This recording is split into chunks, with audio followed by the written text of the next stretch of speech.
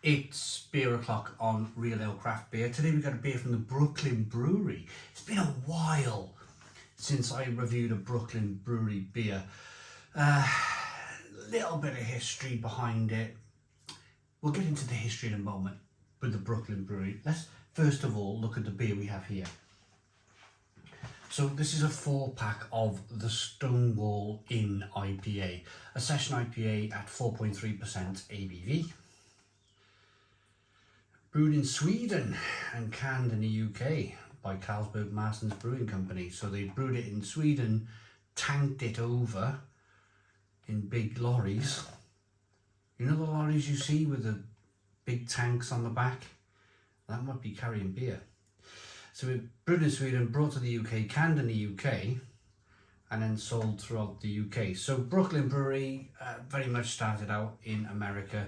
You could only buy their beer and drink their beer from the American brewery when we were in Brooklyn, New York, when I first started reviewing beer. Of course, every brewery and every brand wants to get their name out there.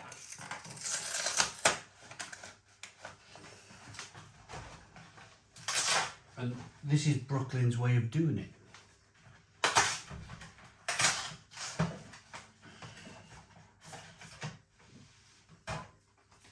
I'm not sure if Brooklyn have a brewery in Sweden. I'm not sure what their tie-up is with Carlsberg Marston's. I'd like to think that they were independent from Carlsberg Marston's, but who knows? I don't know. Comment in the comments box. You let me know. I moved away from the politics a bit a long time ago. You know, who's bought who's brewing what. I just drink the stuff these days. 330 milliliter session IPA. I can tell you the history of, well, some of the history of Brooklyn Brewery. I picked this beer up in Home Bargains. That's a till receipt. Let's have a look, Brooklyn. How much did I pay for this? Not on that one. Was it on that one? There we go. It's Brooklyn Stonewall. So 4 cans, 330 milliliter. Cost me £3.99. Pound a tin. £1 a tin. Ah, it looks all right, doesn't it? It looks all right. Let's get it out into a glass and see what we get.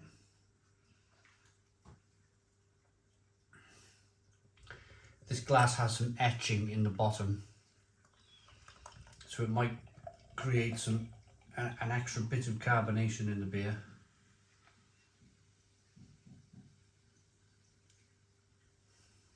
We got a one finger white head, good levels of carbonation,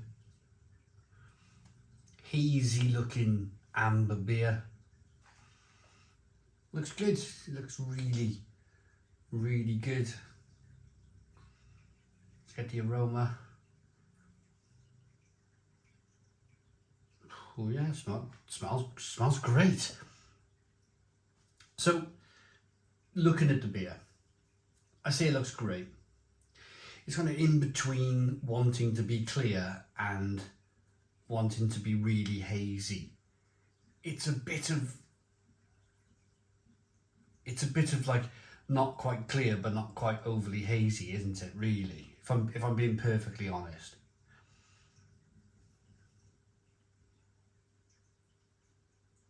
Bit of grapefruit, bit of passion fruit, bit of mango.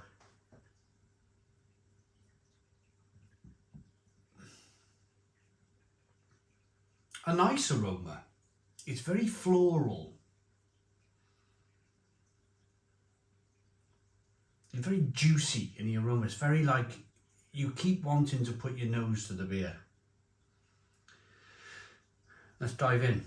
Cheers, everybody.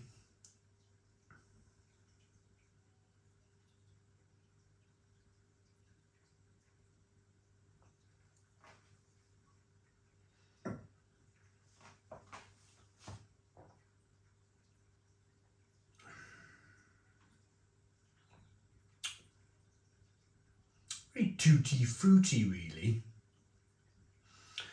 Bit like sucking on an icicle pop in the middle of summer. on a boiling hot day, the icicle pop melting in your mouth, but offering up lots of tropical flavours. Not necessarily like a multitude of hop flavours, but actual like popsicle like flavours, which I suppose for me is slightly concerning.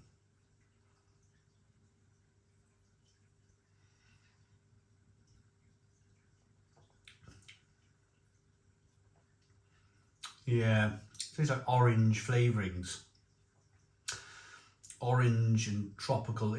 Like we have tropical squash in the UK. Orange and pineapple generally, tropical squash, and it's concentrated flavours of orange and pineapple, but it's artificial. I say artificial, it's not. There's probably some hops in the beer, but this is a bit of a. This is a bit of a letdown, to be honest with you. The aroma was fantastic. The aroma was like, ooh, this smells really good. But tasting the beer, I've got. This is the problem now. This is a sincere problem that I have. I've got another 3 cans of this. And I've learned in life, I've learned from reviewing beer for the last 14, 15 years, I know what's going to give me a headache. I know a mile away. When you wake up in the morning, you're like, I only had 4 pints. So, you know that hangover where you're confused, you're scratching your head, you're like, I only had a couple of pints. Why am I feeling like this? That's got that kind of written all over it. That's got that like strange, why have I got a hangover? I didn't really drink much. And it's all to do with what the brewer decides to put in the beer. Should we have a look? Should we where's the can? Shall we have a look? Water, malted barley, hops. See now I don't, the trouble is, they can cherry pick ingredients. You don't have to put ingredients on the side of the can in the UK. It's not a law. You can leave it out if you want. So at the same time as they decided to give us some of the ingredients, I think here, water, malted barley and hops. They haven't mentioned the yeast. They haven't mentioned whatever else is in the beer. There's probably some hops in the beer, but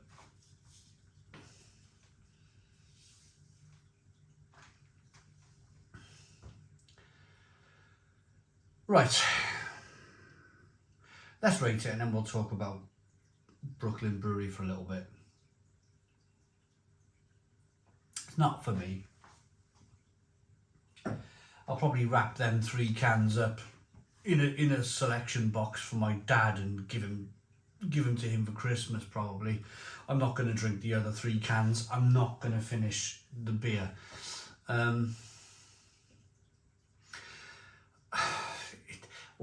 When a brewery, I mean, we all know, if you're into beer, you probably know Brooklyn Lager.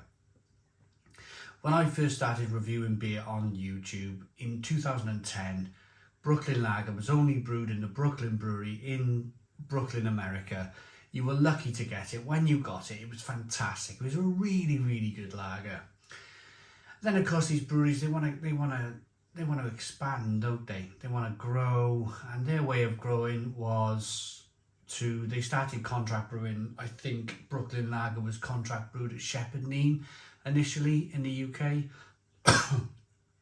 Already by that time, you're thinking, this doesn't taste like the Brooklyn Lager that I had a few years ago.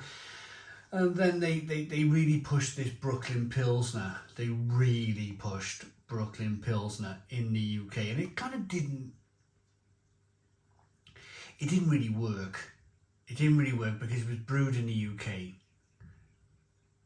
and they were trying to advertise it as an authentic Brooklyn lager, whatever that is, a Brooklyn Pilsner. And they put this big marketing, they put it in a 660 milliliter bomber style bottle, and it never really took off. It never really caught the imagination of the beer buying public like probably Carlsberg Marston's wanted it to. So yeah, I think they're kind of just existing now. They're the brewery for me that have, because what happens with these big companies, they'll market something, they'll try and push it. If it doesn't really work, the company just exists for a few years and then it might just disappear. I'm already seeing like companies like Beavertown. They pushed Beavertown really big. Heineken did a few years ago. Beavertown's just like barely existing now for me. In certainly cans and bottles, you don't see it much anymore. Brooklyn's probably going to go the same way. They could very well be owned by Carlsberg Marston's. If they are, then they're not fooling anybody with this beer. Well, they're certainly not fooling me with this beer. It's a shame, isn't it? It's a shame because there's a certain somebody involved with Brooklyn Brewery who, he's got a reputation of being like this beer sommelier type, knows everything. He does know an awful lot of beer and he has a great reputation.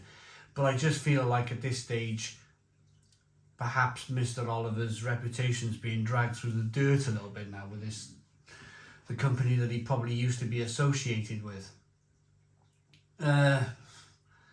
Yeah, it's quite poor. I'm not going to finish it. 4 out of 10. 4 out of 10 from Real Ale Craft Beer. £1 a can. Says it all. Please put your comments in the comments box. Subscribe to our daily beer and food reviews. Give us a big fat thumbs up. Boom. Cheers.